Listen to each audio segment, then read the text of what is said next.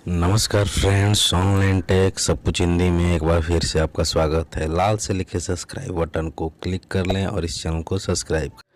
चलिए वीडियो को शुरू करते हैं। इस वीडियो में हम बात करने वाले हैं एसबीआई सीएसपी में ऑडिट फाइल के बारे में बात करने वाले हैं, जिसमें कि हमें कुछ डॉक्यूमेंट यहाँ पे अरेंज करके रखना होता है। वो भी वैलिड डॉक्यूमेंट हमें अरेंज करके रखना होता है, क्योंकि जब भी कोई अफसर हमारे सीएसपी पे विजिट करने आते हैं तो उन सारी डॉक्यूमेंट की हमें आवश्यकता पड़ती है। तो उसमें हम डॉक्यूमेंट क्या क्या अरेंज करके रखेंगे। बहुत सारे लोगों के पास बहुत सारा डॉक्यूमेंट नहीं होता है, तो यहाँ पे हम एक एक डॉक्यूमेंट के बारे में बताने वाले हैं कि क्या क्या हमें अरेंज करके उसमें रखना है। उसी के बारे में हम इस वीडियो में बात करने वाले हैं। तो चलिए वीडियो को शुरू करते हैं। वीडियो को शुरू करने से पहले अगर आप इस चैनल पे पहली बार आए तो वीडियो के नीचे लाल से लिखे सब्सक्राइब बटन को क्लिक करके इस चैनल को जरूर सब्सक्राइब कर लें, ताकि इसी तरह के महत्वपूर्ण अपडेट आपको मिलती रहे। तो सबसे पहले यहाँ पे फर्स्ट में आता है ऑथराइजेशन लेटर।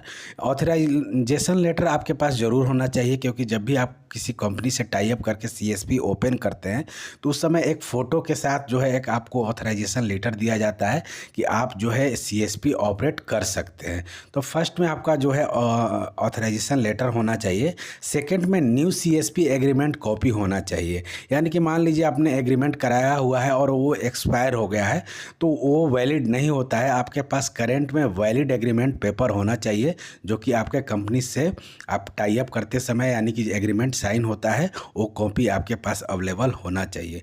उसके बाद थर्ड में आते हैं केओ एंड सब केओ का एग्रीमेंट पेपर। जैसा कि आपको मैंने बताया था पिछले वीडियो में कि जो बहुत सारे फ्रॉड को देखते हुए बैंक ने ये सर्कुलर लाया था कि सब केओ और सब केओ के बीच में भी एक एग्रीमेंट साइन होगा, तो उसका जो है एग्रीमेंट पेपर आपके पास ऑडिट फाइल में होना चाहिए। फोर्थ नंबर पर आता है ऑल केवाईसी डॉक्यूमेंट ऑफ केओ, यानी कि जो भी मेन केओ है उनका सारा डॉक्यूमेंट है, यानी कि एक तरह से कहें पैन कार्ड, आधार कार्ड, जो भी उनका डॉक्यूमेंट है, आईएफबीएफ का सर्टिफिकेट है, सारा कुछ यहाँ पे होना चाहिए। फिफ्थ नंबर पे आता है एजुकेशन क्वालिफिकेशन ऑफ केओ, जो भी उनका एजुकेशन क्वालिफिकेशन का जो भी मार्कशीट वगैरह है वो सारा कुछ अरेंज होना चाहिए उस फाइल में। वहीं पे आता है सिक्स नंबर पे आईआईबीएफ का जो है केओ का आपका होना चाहिए, पास होना चाहिए, उसमें अरेंज होना चाहिए उस कॉपी में। उसके बाद आता है सेवेंथ नंबर पे पीवीआर आपका होना चाहिए। एट नंबर पे आता है ऑल केवाईसी डॉक्यूमेंट, सबकेओ का भी डॉक्यूमेंट होना चाहिए। और यहाँ पे नाइन्थ नंबर पे आता है सबकेओ रिक्वेस्ट फॉर्म। जो भी आप सबकेओ बनाते समय एक फॉर्म को फिलअप करते हैं, जो कि आप कंपनी को प्रोवाइड करते हैं और वहाँ से ऑथराइज होता है, वो फॉर्म आपके फाइल में अरेंज होना चाहिए।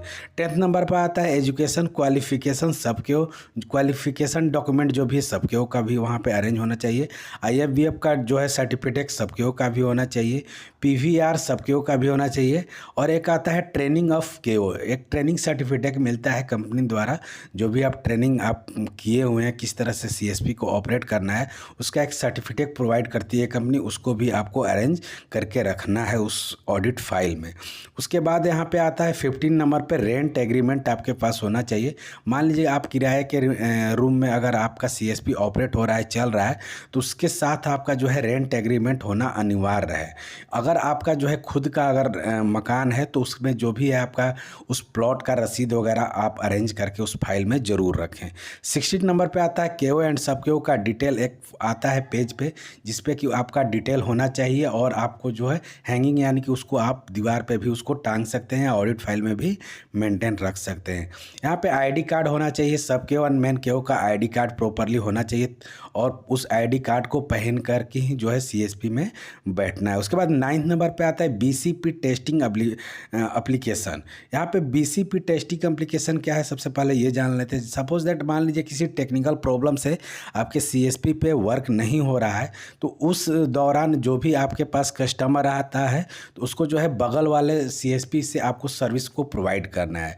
उसका एविडेंस हमें अपने सीएसपी में रखना है कि इस दिन जो है हमारे यहाँ जो है टेक्निकल प्रॉब्लम थी, चाहे लैपटॉप ख़राब था, प्रिंटर ख़राब था, उसका जो है एविडेंस यानी कि उसका रसीद, जो भी कस्टमर का आप जो है सर्विस वहाँ से प्रदान किए हैं उसका एविडेंस वहाँ पे आपका जो है आपके सीएसपी में पर्ची के साथ आपका वहाँ पे फ़ोटो स्टेट करके आप पर्ची भी जो है आप लगा सकते हैं।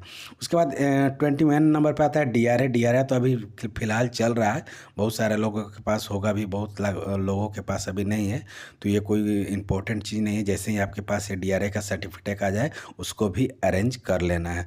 उसके बाद ट्रांजिट इंश्योरेंस, ये आपका जो है साल भर के लिए होता है। आप जिस कंपनी से भी अटैच हैं बल्क में भी वो जो है ट्रांजिट इंश्योरेंस करके, जिसका कि अमाउंट आता है करीब 600 से 700 के बीच में आता है, 650 700 के बीच में अमाउंट आता है। साल भर का जो है ट्रांजिट इंश्योरेंस होता है कैश का, तो उसका जो है आपका एक सर्टिफिकेट मिलता है, वो आपके जो है ऑडिट फाइल में होना चाहिए। ये सब सारी चीज़ें जो है हमारे ऑडिट फाइल में अरेंज होना चाहिए, वैलिड अप टू डेट होना चाहिए, पीवीआर जो है वैलिड होना चाहिए।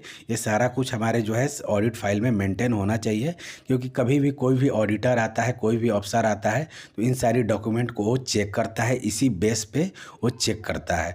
तो इस वीडियो में इतना ही। ये जानकारी आपको कैसी लगी? अगर आपको अच्छी लगे तो वीडियो को लाइक करें, कमेंट करें, शेयर करें।